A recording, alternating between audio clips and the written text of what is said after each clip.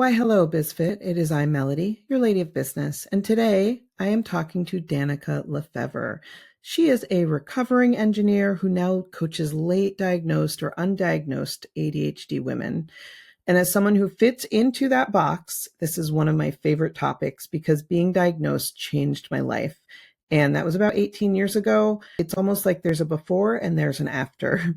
And as you'll hear, Danica and I grew up together. We're friends, but I learned so much about her in this episode. For instance, the fact that she believes she has ADHD shocked me. I always saw her as so put together. And that led us to a conversation about masking, which is what many women do. We hide or minimize our symptoms to conform to social norms. And since Danica is a coach, we talk about the distinction between coaching and therapy, the importance of shifting beliefs to inspire real change in your life, and the difficulty of self-reflection without having that outside support. I hope you enjoy this conversation with my friend, Danica Lefever. Hello, business human.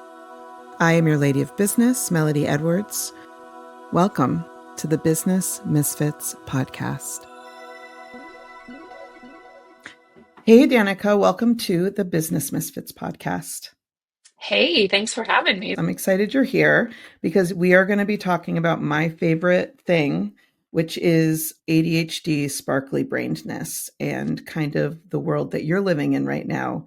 How much your life has changed and where you started is not where I would have anticipated you are right now. Neither. I guess that's just life. Would any of us actually imagine where we are right now? Probably not.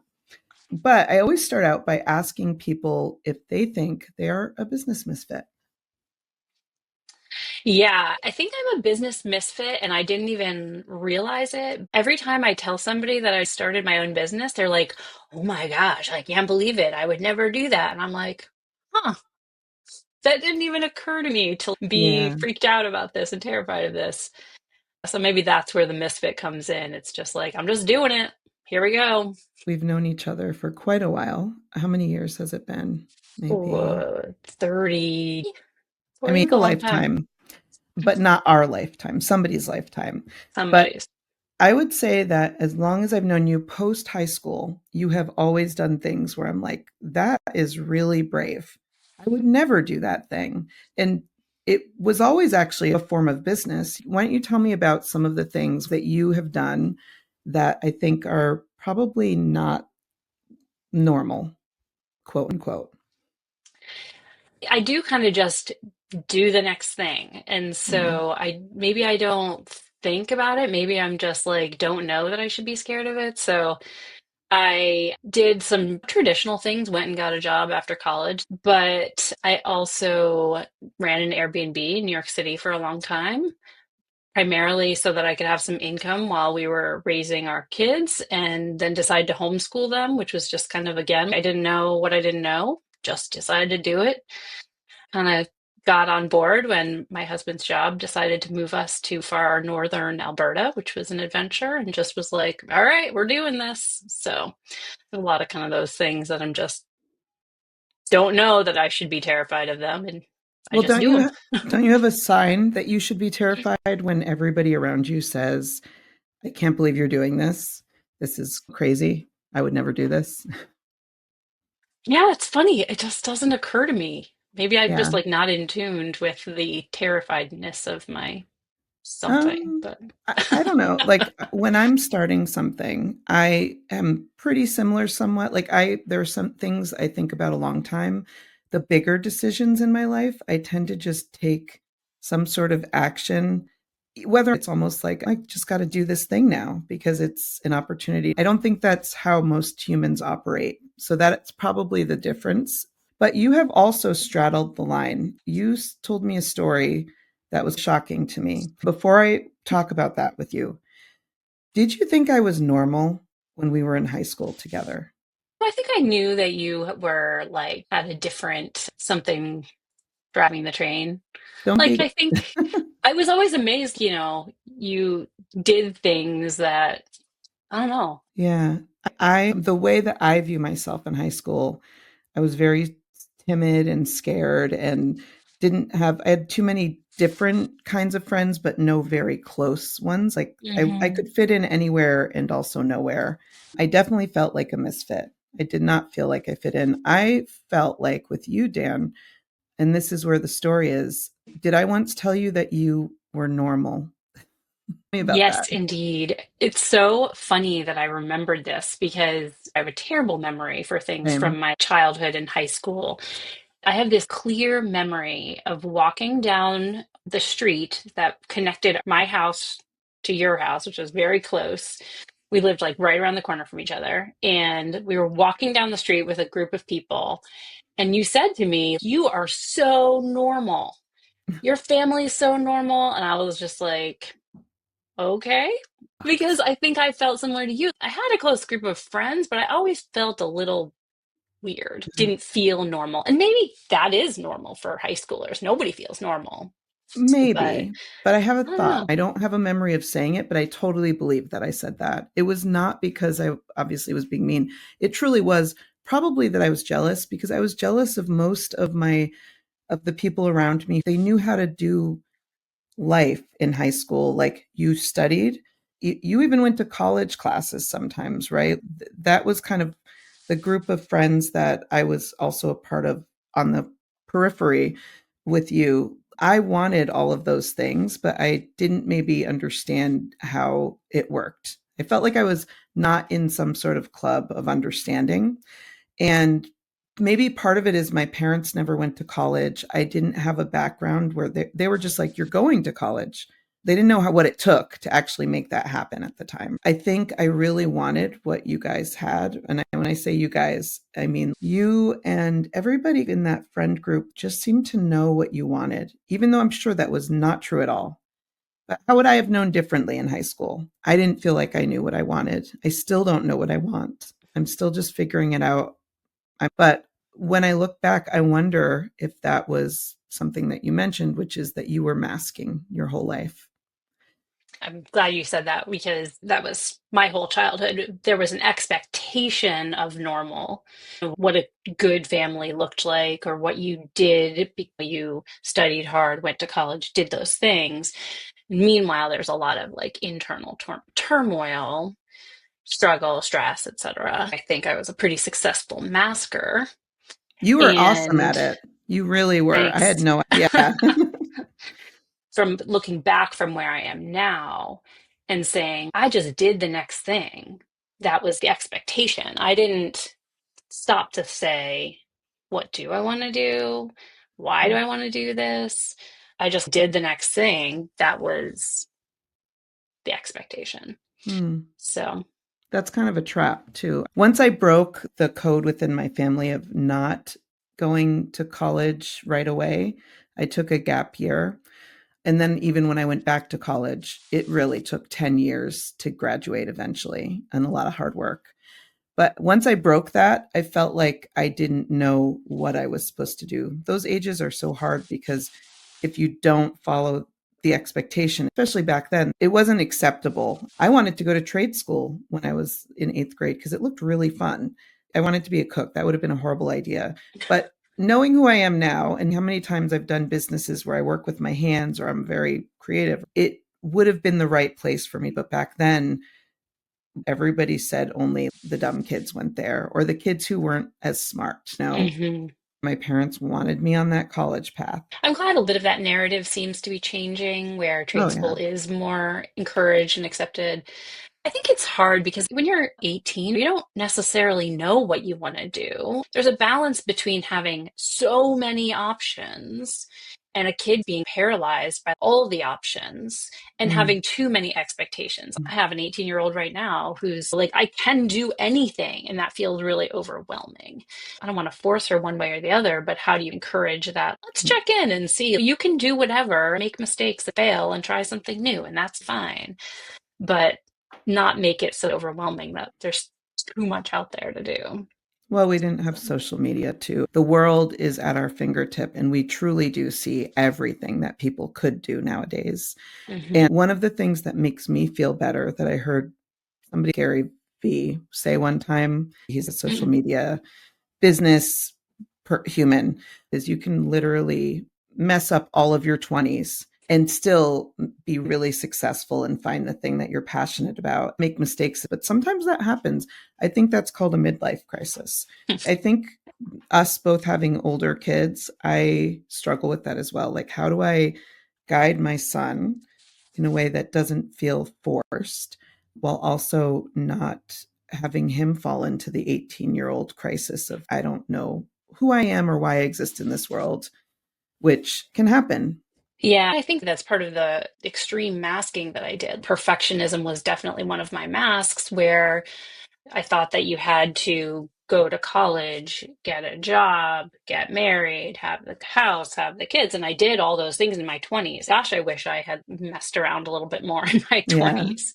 I tried for a little brief moment after college when I moved to England for 6 months to do something different. I wasn't Mm, ready to dive into my engineering career, but mm, I wish I had a little bit more ability to fail and learn in my mm. 20s. That definitely wasn't modeled for me, and I had some perfectionism that was going on. When you're young, you think that 20s is the end. When we were 18, by the end of your 20s, life was over, at least in my brain. I felt like anything beyond that was really old. I remember being 24, writing music and wanting to do something, but feeling at that age, it's too late. I'm already too old. And I see my daughter doing the same thing. She's 26. Like, there's no age limit. And I think part of it is like you were still masking at whatever age you graduated from college. So, how were you supposed to live wild and free if you hadn't let go of some of that stuff? Sometimes I look back and I wish I'd understood my brain and just everything that was at play. But also, it's okay. It's okay that it took me till I was much older to really understand myself. I think that's the journey of life in general. When did you learn that you're like, when did you kind of identify your ADHD or neurodiversity? Well, so I was 29 in college full time, running my business full time, raising my daughter full time, which is obviously you can't do all those things at once successfully. I was at my doctor, really devastated at how much of a failure I felt like because I couldn't make things happen the way that I had envisioned them. My doctor was like, he'd known me my whole life since I was 14. He said, I wouldn't say this for other people, but because you are always striving for more, you should get tested. So I did. I got like the big tests, the all the things. And it completely changed my life to get that diagnosis. My brother had been diagnosed when he was 8, and we know that boys, especially back then, you could see somebody who was jumping off the walls and maybe you'd say, "Oh, that's this new ADHD thing or whatever." Yeah, I wasn't like that. It really changed my outlook. And then I went on this journey of now that I know this about my brain, I'm going to study it and I know everything about it so I can hack it so that I can be the best. And then I overcomplicated my life by thinking if I just had systems in place, I'd completely make these crazy systems that nobody could follow, myself included. And then it's come to the point where I understand that it has to be the KISS method, keep it simple, stupid, or else it does not work. And that's for most humans in general. Hmm. So that's when I first found out. And one other thing I want to say about that is in that journey of trying to be more of a perfectionist, because I have those tendencies as well, I would read books on productivity, the one that teaches you how to organize your life. It was a guy who wrote it, and it's like everybody's Bible. What I realized later, towards now, is that people like that who wrote books on productivity, they were not ADHD. They were writing books for people who were like him, who were not ADHD, who just needed to know how to be more organized, but then they would be it. And I didn't understand that those books weren't written for me. And so again, failure after failure. I'm reading books that were not written for me, but thinking I'm the failure. Well, they failed me by saying it Right. was for everybody. So when were you diagnosed with ADHD? Full disclosure, I've not been diagnosed because I don't feel the need Yeah. for medication. I'm totally comfortable with people self identifying, and if that's supportive for them, then great. About 4 years ago, family member was diagnosed. And in my journey to like recognize her, understand how to support them, I was just reading like you did as well. And I was just like, huge spotlight turning and illuminating my whole life. Everything I read, I could point to time after time in my life that lined up with it. There's that whole untangling process, right? What was my ADHD? What was just who I am? And so, like, Mhm. I've been doing that work for the last 4 years. Yeah, it's been quite a journey. What you said about getting diagnosed when you were running a business full time, school full time, and raising a child full time, there's something about that combination of stress and Mhm. ADHD that's I don't know what happened. I know there's so many theories out there, but I self-diagnosed in the Yeah. middle of caring for aging parents, caring for a child who was struggling, having just moved, and starting back into my engineering career as a having been out of my career for many years and tons of stress. And so that was another piece of it for me too, recognizing it in the midst of like, no one can do all of that, right? No. No one could possibly do all of that. And then you add ADHD into it and it's just like Yeah. explosion. So yeah. Yeah, it's interesting. So my son Max, he was diagnosed with, I mean, he has ADHD. They say it's genetic. And some, well, I don't know if they say that anymore. At the time I was diagnosed, they definitely said it was genetic. He needed diagnosis really for dyslexia. He couldn't read Mm, in third grade still. And he's super smart. And that again, like I thought I already understood my brain. That again was when I realized I'm dyslexic because I skim everything. I've never been able to truly read. My husband reads prolifically all the time. From my point of view, what I thought was reading my whole life was actually just skimming, which then makes me realize no wonder why I wasn't getting the information, able to keep it. When I talked to my dad about this, he had that light bulb moment of, oh my God, I can't read either. It's funny how you can live your whole life and not understand something or not even know or notice that that's an issue and then have something come up later. The reason why I think it's okay to self diagnose, because I have not been diagnosed with dyslexia, is because it allows me some compassion on myself for all the times I haven't been able to read a book that everybody said, oh, it's the best book ever. I think most people do that they've read a book when really they don't read a book. But I can listen and it might take a couple times. Understanding how we think, how we grow, how we learn comes into confidence. When I was diagnosed with ADD, the thing that it really helped me with that was understanding how to do college better. They told me, mm, you're going to be better at online classes. In a classroom, you're going to be distracted by the person chewing gum over there, the person looking at their computer over here. They were absolutely right. I could kill it on online classes because I could do it at the speed that I needed to. And so it did help me to be diagnosed because of where my life was at.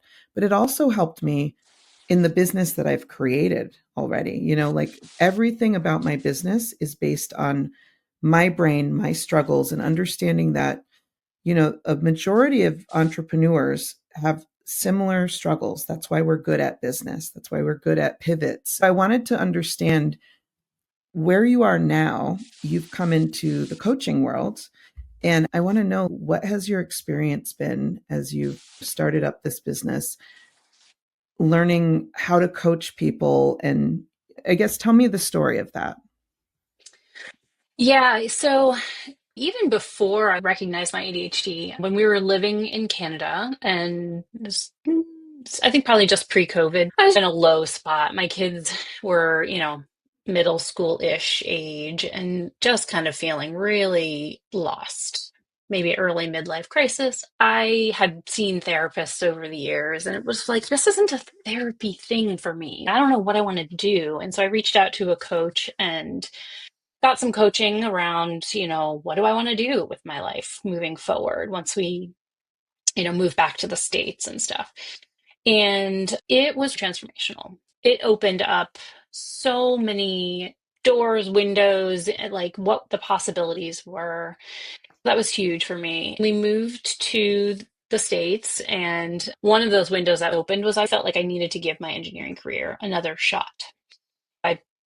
applied to a couple of places, got some interviews. I know it sounds like a job search should not be this easy, but I literally wrote down, this is what I want in a job. I want flexibility. I want part-time, hybrid work. I want a small firm that does exactly what I want to do. And I got an interview with this company that was fantastic and was like, check, check, check, check, check. Can I But just mention, I think it happens. This is very common with people like us. Sometimes it seems it just happens. But I think there's a lot about the way we think that can lead us to opportunities. I don't just follow the line of how you're supposed to do something. If I see a better way to get there, then you made a checklist, right? So I think it was more than just magic. okay, I'll accept that. So anyway, I got this job and I worked for a couple of years. I was starting to feel like this is just not who I am anymore. I went back to a career, a chosen field that I had gotten my undergraduate degree in. I got my master's in it. And all through that time, people would meet me and be like, huh, you don't really seem like an engineer. By the beginning of 2023, I was like, I don't know if this is right. And it's fine. But I was pretty stressed out. I was starting to get burned out for sure. And I loved cross country ski and I was cross country skiing in the mountains. And I gave myself a concussion by sticking my ski pole in my eye, which Oh, was horrible and just like very traumatic. And after that, like I couldn't work. I couldn't look at a computer screen. My brain was not functioning very well. It took me a solid 3 months before I got back to any semblance of being able to work and focus. that And Dan, now, well, go ahead. you and I had the concussions at similar times in our life. I also had one. And I was told by the doctor, it'll be fine, give it a couple days or weeks or whatever. It took me fully 2 months to even be able to start working again. And I still struggle with those symptoms. It's kind of devastating at times. Yeah. It's a limitation, which maybe I need. Yeah. I went to the emergency room because I had a huge, like, I'd have stitches in my eye and everything. And they didn't even say I had a concussion, which I thought was really bizarre. I mean, I literally just whacked myself in the head pretty hard. I figured it out myself, a week later when I was like, I can't see Yeah. light, I can't do anything. But now I kind of credit it for knocking some sense into me. I needed that pause. I needed that forced stepping away from the engineering to be like, Mm, what am I doing? yeah. Why am I Well, doing this? I am bad at taking pauses until something tragic happens. So, my former husband passing away, I took 6 months where I just didn't care about my business. And luckily, I had people Mhm. who were able to run it for me. And then concussion, another example where I was forced to leave. Thank God I'm good at delegating ahead of time. And the last time was when I had a hysterectomy last year. And I gave myself 6 weeks of just being out. Every time I've done that and given myself that level of space, you need to get away from the normal life that we are living to say, oh my gosh, I don't think that's what I want. And to be honest, I go through this struggle all the time where I get so deep into the work I'm doing and I'm having to learn how to give myself that space of like, I'm just going to take a couple weeks off and just leave the business and let people do their thing. Because at least in my business, my whole thing is I have to come up with creative, sparkly brained ideas. Mhm. And I can't do that when I'm bogged down because I am a recovering workaholic. I have a question for you about engineering. Was it hard for you in school when you were going for engineering? Did you struggle? And then how has that played into your success as a coach? Because I'm married to an engineer. I know that engineering brains think differently. And do you feel like engineering has been a gift to you, even though it's not your chosen profession? And did you struggle? Yeah. Engineering school was incredibly hard for me. I did not struggle in high school at all. When I got to college, I was like, what? And I struggled.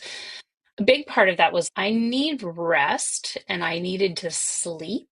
And none of my peers seemed to check out at 11 p.m. and be like, I'm leaving the computer lab now and going home, and you guys all can finish that group project overnight and pull an all-nighter, but I can't do that.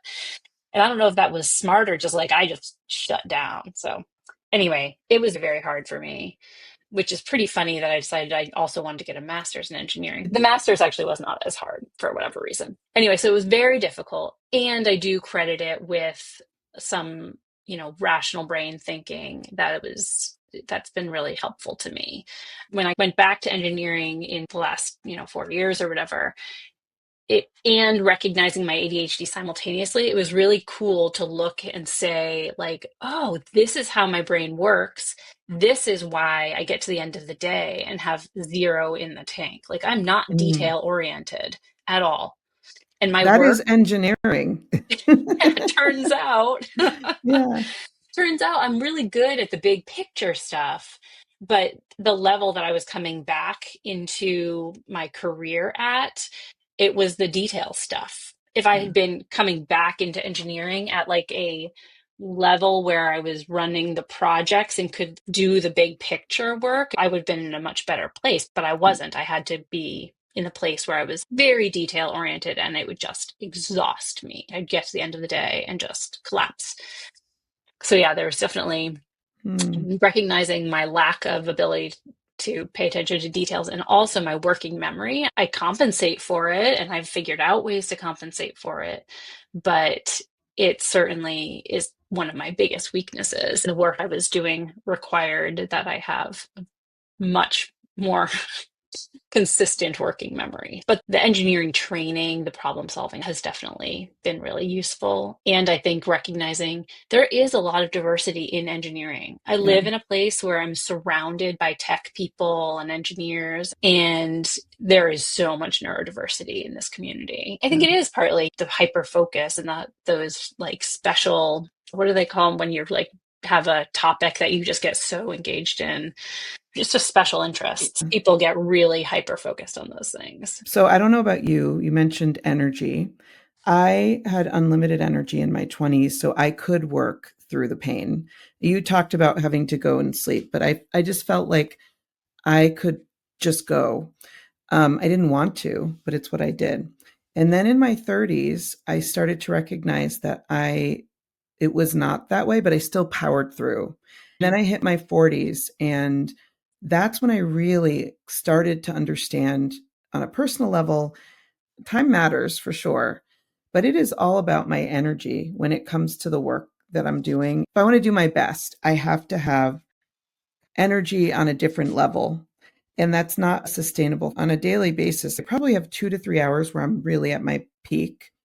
If I get into a phase where I'm really like almost manically energetic and I can just go, I know because I've cycled through it enough times, there is going to be a crash and there's going to be a couple days where I'm not able to perform probably at any level. I need to rest or whatever. Do you pay attention to these cycles? Have you noticed patterns in your own life? Yeah, for sure. I don't have those kinds of extremes of energy and then crash as much, but I've definitely paid closer attention to my daily cycle of energy. Like everybody has it. I think for neurodivergent people, it's even more extreme. Like when you don't have energy, it's like Yeah. forget. And so I have times during my day when I'm just like, I'm done. I can't do anything. And times when I have bursts of energy. One of my bursts of energy is usually at 5 p.m. So I focus and schedule tasks that take focus and energy for that time because I crank stuff out for a couple of hours right at that time. So I've started to set up my days and weeks in a way that I know I have this kind of energy in this at this time and this kind of energy at that time. And so just kind of recognizing those patterns has been huge for me. I block out huge chunks of time when I'm not doing anything. That's a really hard thing for most entrepreneurs to do. I've been trying to create my ideal schedule for the past 4 to 5 years of trying to just understand when is it that I get my best work done, just understanding the patterns while also not wanting to time block and track. You know how that's the thing they tell you to do, look at what you're doing and then track it. So to be honest, my assistant does that for me. That's a trick that I've created for myself of understanding. And so now we're at the point where every month we're looking at my weekly calendar. It's color blocked because I'm very visual, and we figure out what's working and what's not working. And I have to change it all the time. I wish it was just a consistent thing, But business changes, my personal needs change. Maybe sometimes in the summer I need to be around my kids more. How do Hmm. you map out your times beyond what you just said? Do you have a time where you're giving yourself permission to do nothing? And how have you made it okay? Because that's the hardest part for a lot of people. Yeah, it's huge, that being okay piece of it. I block out time every Friday for reflection. I think I read it in Atomic Habits, but it's been really key for me. Every Friday morning, I spend a couple of hours just saying, what went well this week? What didn't go well? When did I feel energized? Was I like, I don't want to do this? And so I spend that time on Friday mornings. That's been shockingly consistent because I'm not known for my consistency. Then every last Friday of the month, I take the whole day and do whatever I want. Some reflection, but just like it's a recharge day and I need it. Mm. During the week, during the day, I take a nap every day. I'm a really good power napper, so I can block out half an hour and read for 10 minutes or 15 minutes and fall asleep for 10, 15 minutes, and I'm usually energized and ready to go. My clients schedule, and I have that time open for clients. I don't usually like fully block it off my calendar. If a client does book during the time when I usually take my nap, I adjust so that I make sure I have some significant rest beforehand because, like, 2 o'clock in the afternoon, I'm going to be not in my best headspace to have a client. So I adjust based on that. But a lot of the time, I just take my 15 minutes because I know how effective it is to give me energy for the rest of the day. You said when you were in college, you used to not pull those all nighters. You needed the rest. So it seems like you've always been very aware of what you needed and been willing to take that time.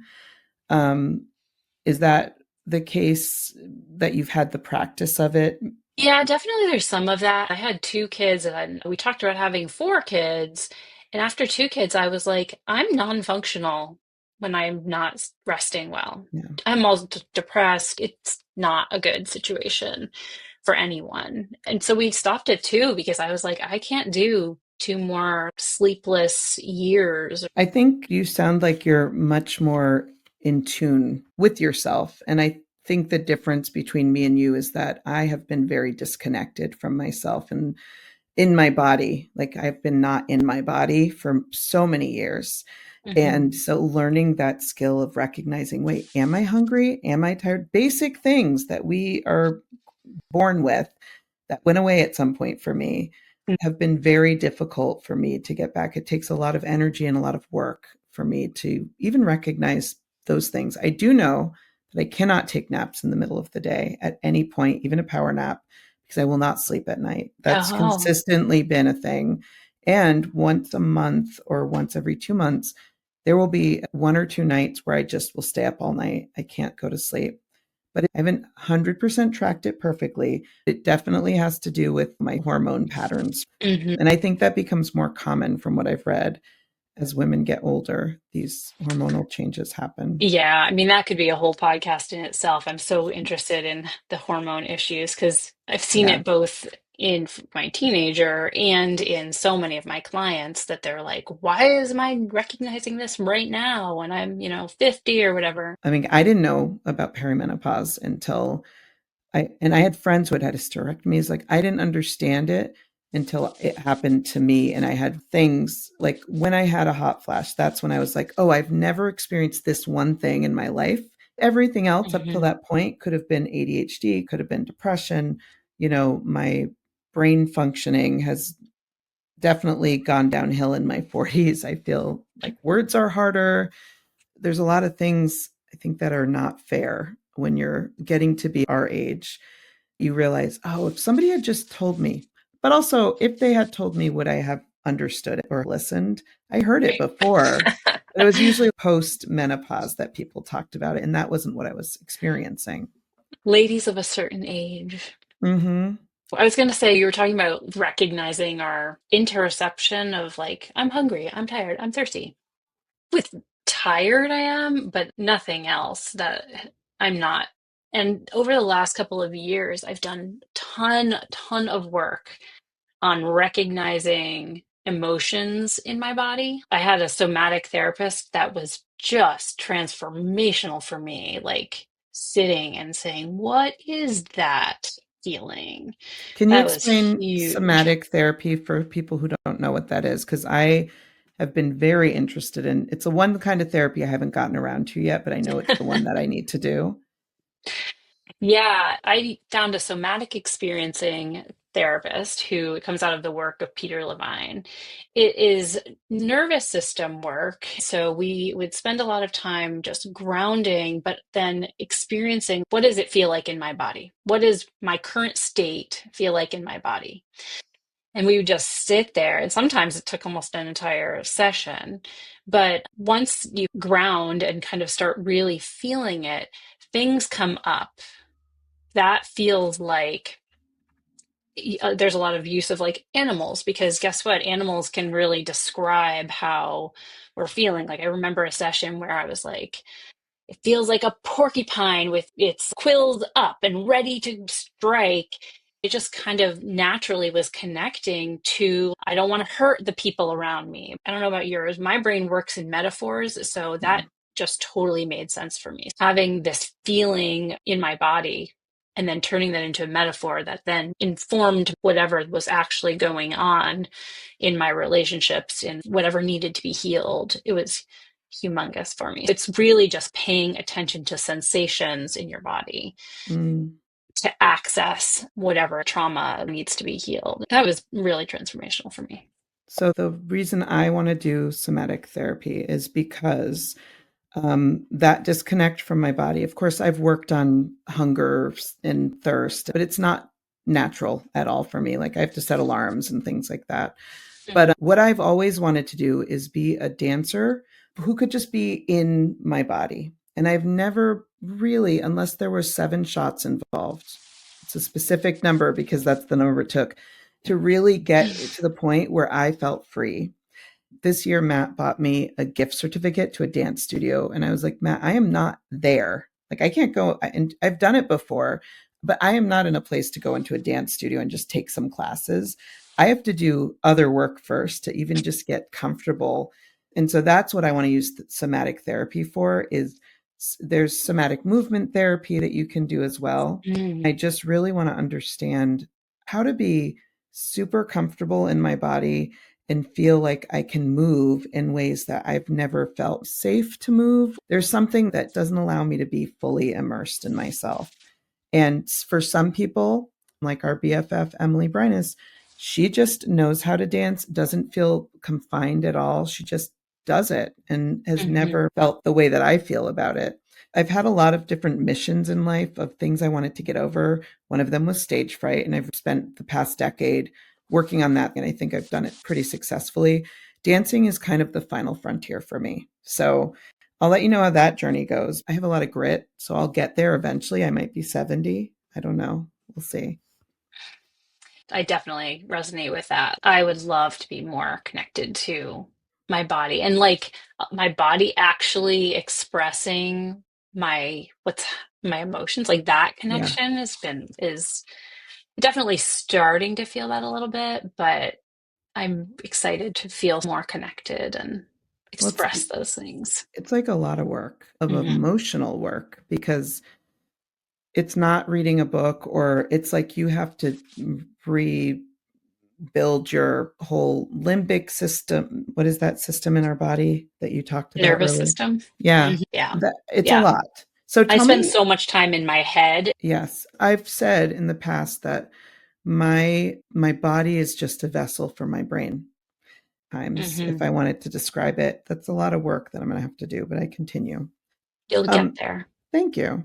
Can you tell me about the coaching? And would you start by kind of defining what you think ADHD is in terms of like how it presents? So I'll get to the ADHD definition in a minute, but I just want to say that when I knocked myself in the head, I decided I was going to go into coaching because it had been so transformational for me. Went and did a coaching course, got home, was like, I'm ready, I'm gonna do this, and felt really stuck and tied to like, I have put so much energy into being an engineer. It's my identity. I've worked so hard. I've invested so much energy and money and time in being an engineer. I can do this. And that's kind of my MO too. I'm just like, I can do this and I'm gonna just Yes. keep doing it, whether it's good for me or not. Yeah. And so it took me another year to kind of get comfortable with the whole notion of coaching itself because, I don't know what your thoughts on the coaching industry are. I think it's an amazing medium and I love what I do and I love the coaches that I know. And there's a whole lot of crap in the coaching industry that I could People definitely do without. people call themselves coaches when they're not actually coaches. I've had the same experience. Hmm. I've paid for a lot of coaching. I've had a lot of coaches, but there can be very big differences. I remember going to see a life coach after my ADHD diagnosis. I did not find that to be helpful because it was kind of beyond the basics. It just didn't suit me. It's not to say that person was a good or bad coach, but I don't think she got me. And it's the Mm, same thing like with therapists. There are sure. some good therapists, there are some not great therapists. And it really is a matter of like you have to find the person, the right people, the right program. Yeah, you have to have that connection. I meet with somebody to figure out if we're a good fit, but also like, Yes. what do you want out of coaching is my biggest question. Like, what are you trying? Why did you come to me? Why did you reach out? What is it that is going you need to make your life better for you, work for you, Mhm. whatever it is? And so maybe for a lot of people, diagnosed with ADHD, they're like, I need an executive function coach to help me to figure out how to manage things and organize my house and da da da da da. And I don't work in that space. I know the executive functioning stuff. I have a lot of information. And if there's tools there that are going to be helpful, great. But how I try to work with people to untangle themselves from their ADHD because I work with Yeah. people who have been later in life diagnosed. And so they have a whole lifetime of compensating. You mentioned something earlier when we were talking about dyslexia. Neurodiverse brains are so cool because they've got all these challenges and creativity and sometimes high intellect and sometimes slow things. And we've figured out amazing ways to compensate. You couldn't maybe read a book, but you have successfully owned businesses and run things. You can Yeah. read and you have figured out how to compensate.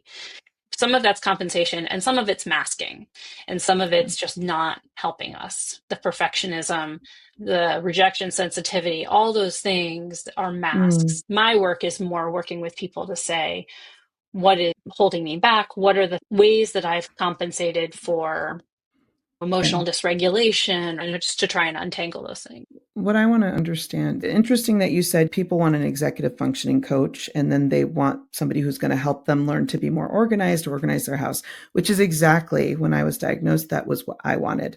I wanted somebody to tell me how to live. I still was a perfectionist. Now that I understood my brain, I still felt like I wanted to do it the way that other people did. Like I wanted to be perceived as somebody who had her shit together. Hmm. And I wasn't dealing with the deeper issues. I was dealing with the superficial surface levels. But what I am good at is recognizing there are certain things I will never be good at. I have weaker executive functioning skills when it comes to organization or detail. I don't want to do admin work that's detail oriented. So I'm really great at delegating now. And my whole business is about that. And I'm okay with myself enough to say, these are weaknesses that I have. I'm okay with it.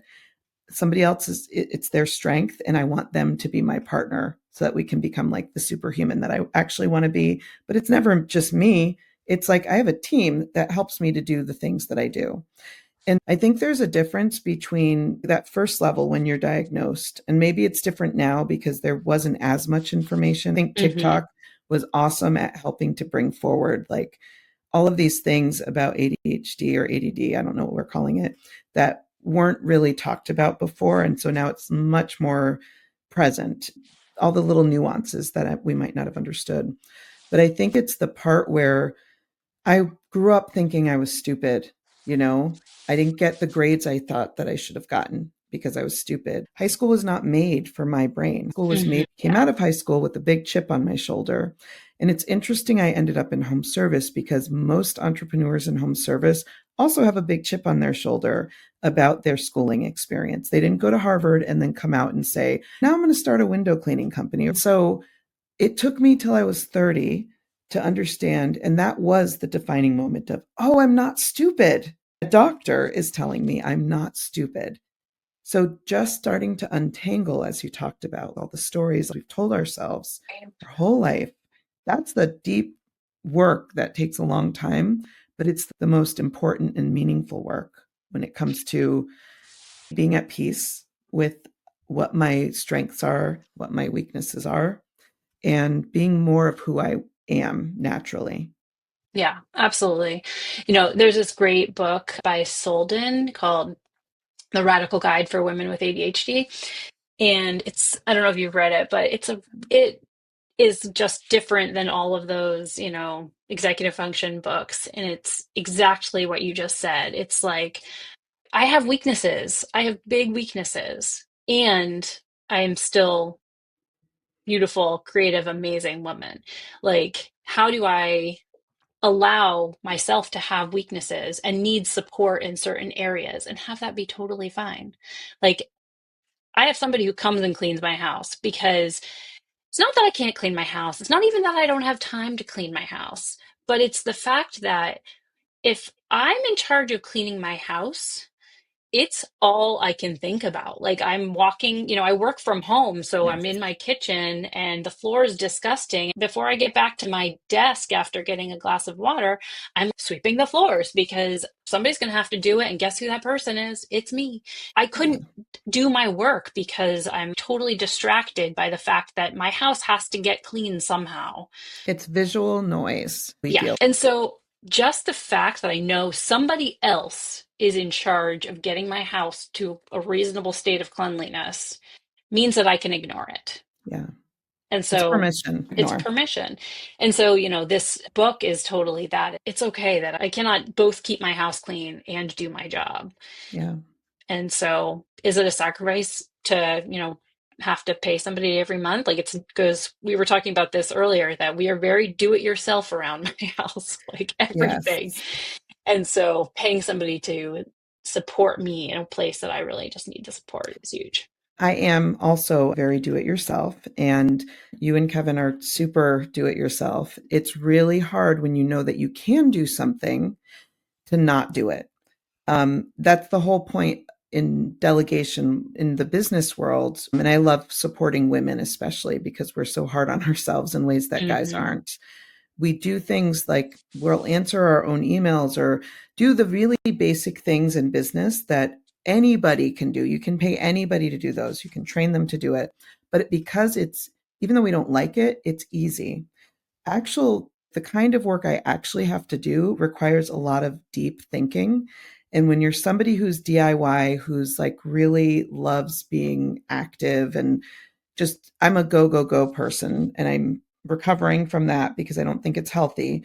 But it really takes a lot of work to stop and what I call be lazy, which is when the best ideas happen, when the best work Hmm. comes out of me. I think it's really hard to convince women if they're like that to be okay with just, it's not lazy at all. It's thinking work, but Yeah. it just feels lazy. Have you seen that in Yeah, your work with other clients?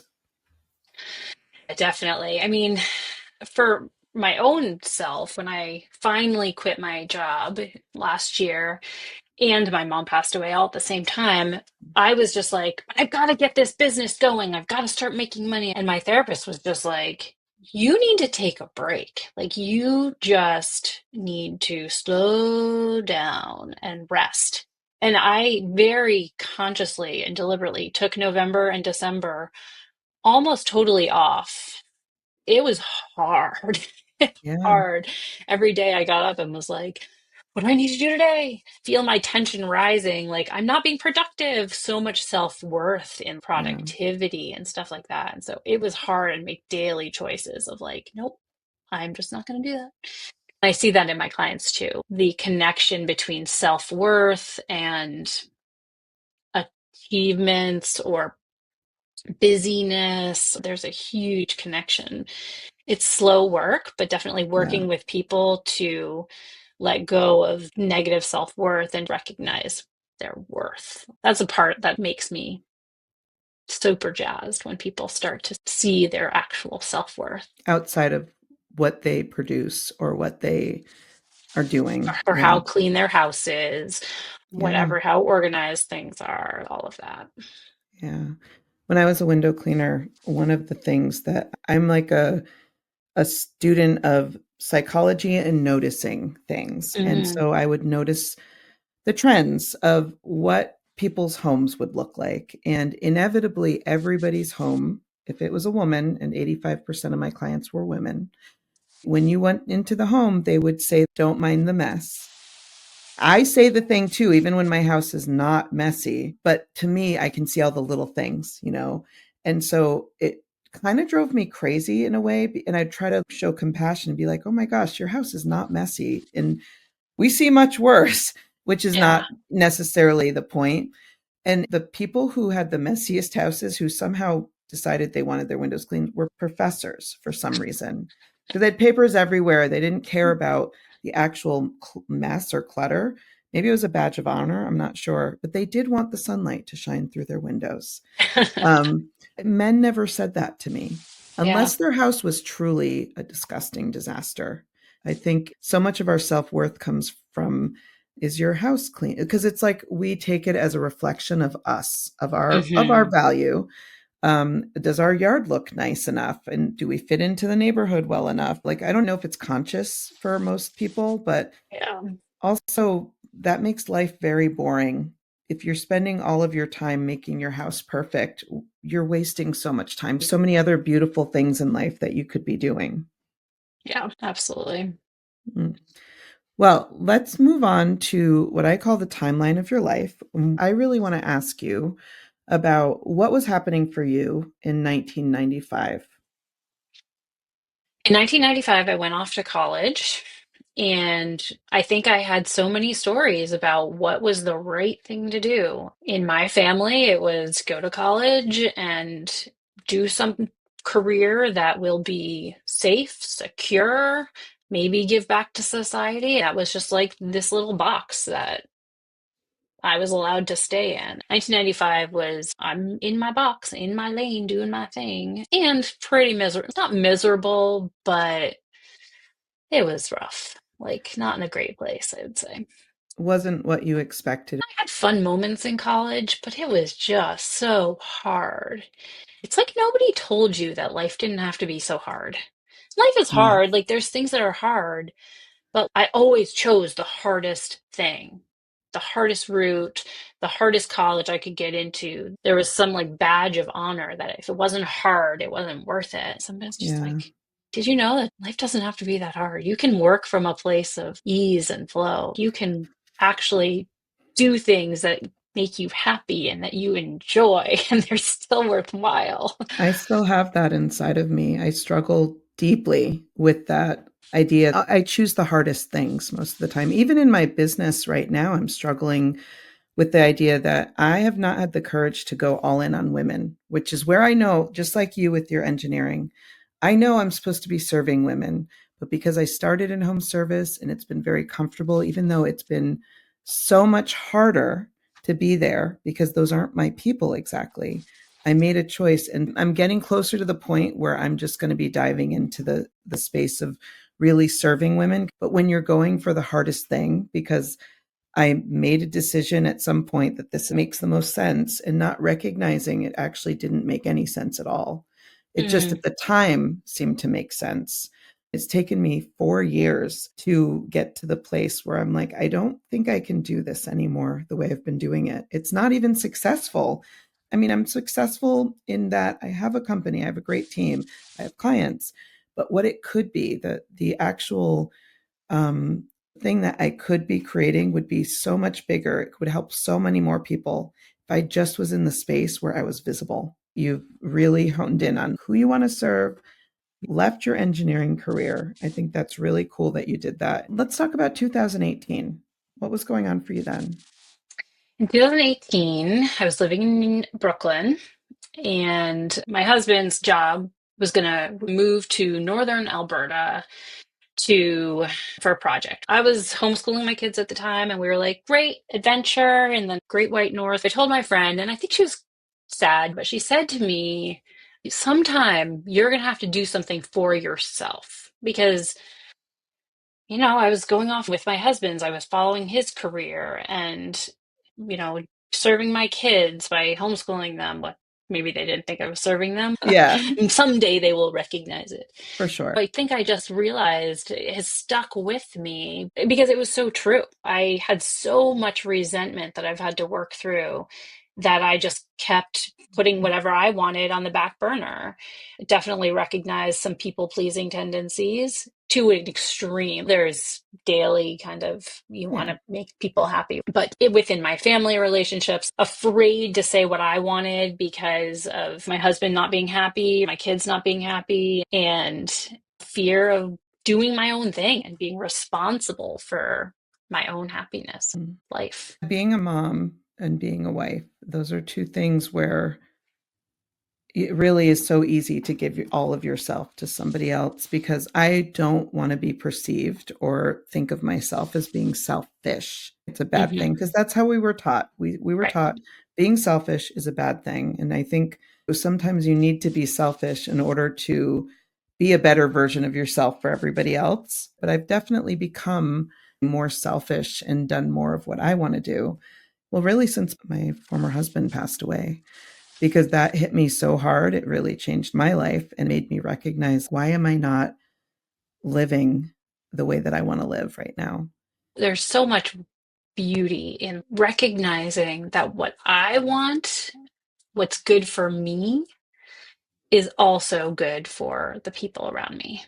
Mm, Like, especially my kids, but also my husband. yeah. He's not going to be happy if I'm resentful and Yeah. whatever. Like, if I'm just going along with whatever he wants, it's better for everyone. It's not selfish, it's just wanting to have a sense of what's good for me is good for everyone. So that's been a lot of the work that I've been doing with the unmasking too. And then what was going on for you in 2024? Just last year. Oh, this is a fun one. So I told you I went to my coaching school in 2023, but I really struggled to let go of the engineering job. And still, again, through the somatic therapy, I'm totally fine being really vulnerable here in my therapy session. That's what this Um, is all about. that day, I can't even remember what the conversation was about. And this is typical of me, where images and metaphors stick with me in a way that language doesn't always. It had something to do with what kind of animal are you? What's the vision? For whatever reason, this vision of myself as a black jaguar walking through this fancy hotel. I don't know why a fancy hotel, but just like I can do whatever I want to do. I can do that. It just opened my world to choice, Mm. that I had choice and I had agency. And I don't know why that image of like, I am a black fucking puma and I'm walking through this fancy hotel.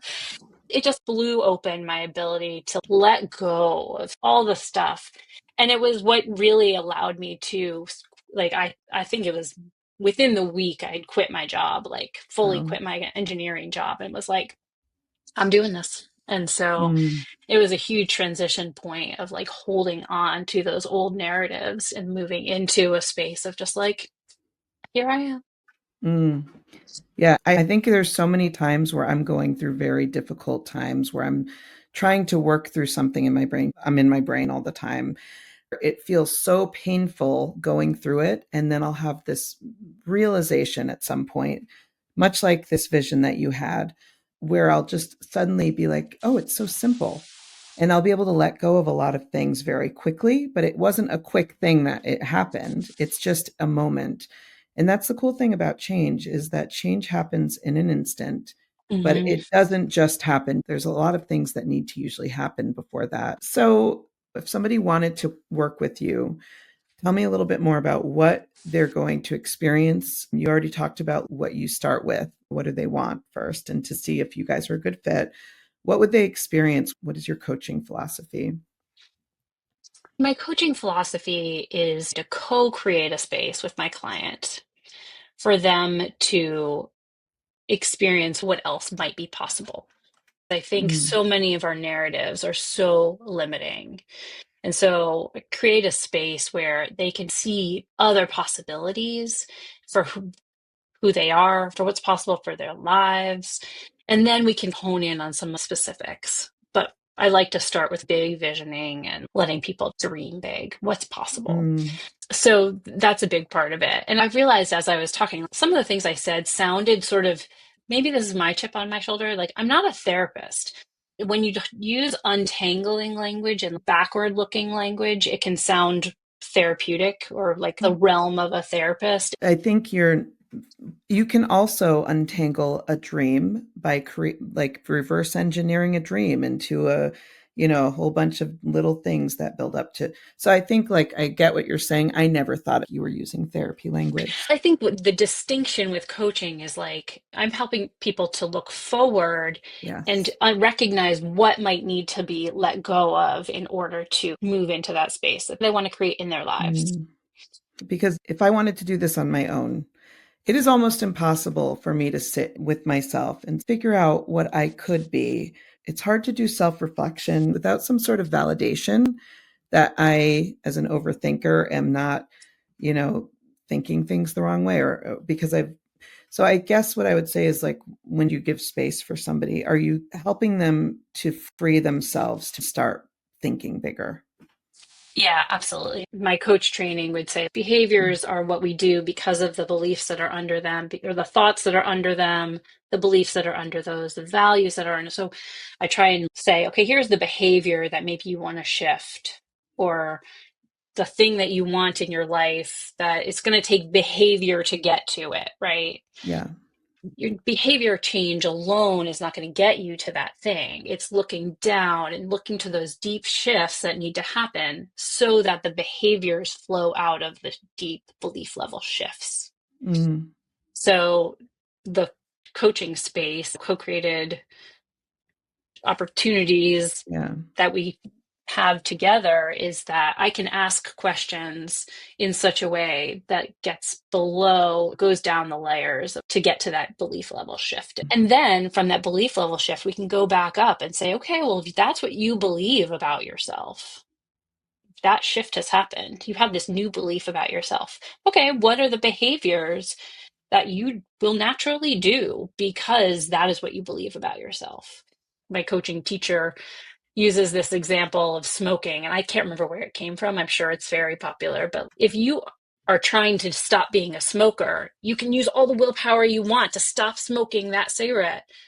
But if you have a shift that says, I am not a smoker, I'm a non smoker, it doesn't even make sense that you would go for the cigarette because you're not a smoker. I'm not a smoker. I don't do that thing anymore, Yeah. or I don't do that thing. It's that kind of idea where whatever that is, whatever behavior or something that you want to create in your life, it starts at that belief level shift. I know it's not that simple. It's not like you're going to have a meeting with them and then get to the shift and then they're free. It's easy to talk about it, but it is a lot of work to get to that place where you can believe something different about yourself and then act different as well. Yeah, it Um, is. Actually, I've just started to bring this other coaching kind of modality into my work, which is the positive intelligence modality. And so I don't know if you've heard of it, but it's basically mental fitness. And I think in yes. particular for people with ADHD who have a lot of these, masking behaviors, it's kind of like the daily, I want to get strong. So every day I have to do a little bit of Yeah. work. I have to lift weights every day to get stronger. And it's that for the mental piece of it. So, like you said, the beliefs shift, but we still need to actually daily make those changes in our behaviors to get where we want to go.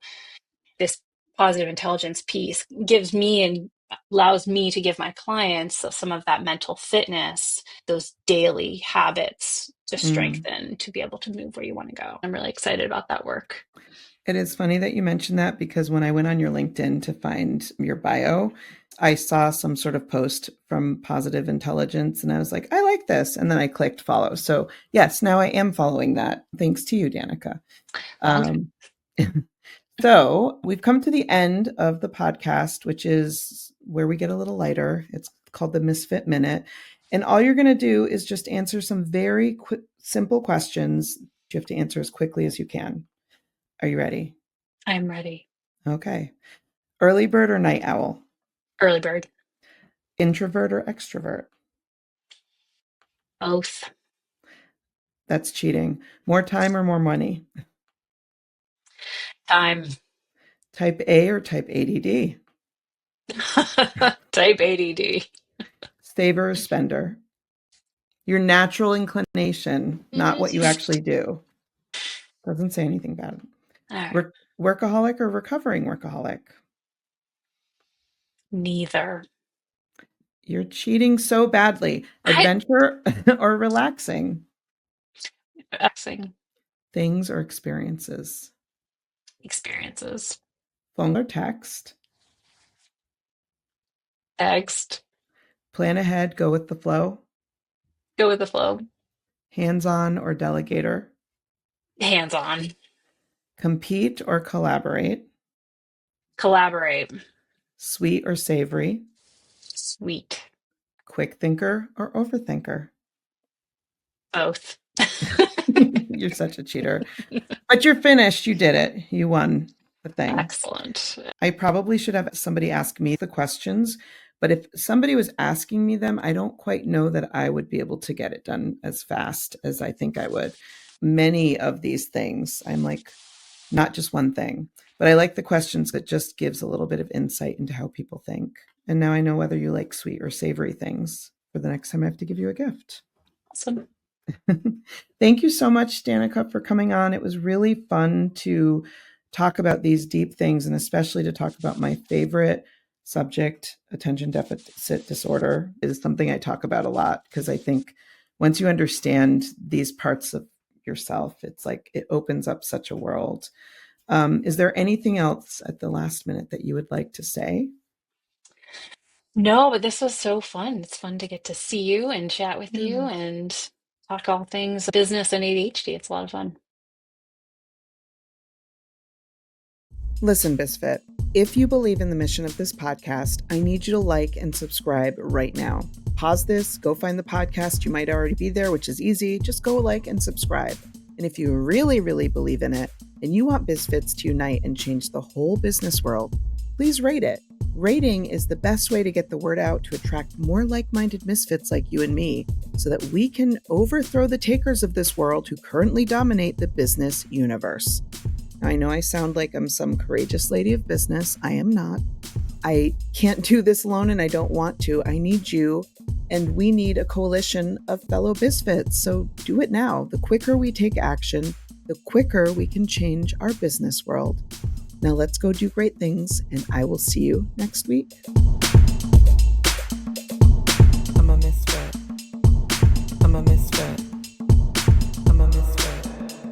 I'm a misfit.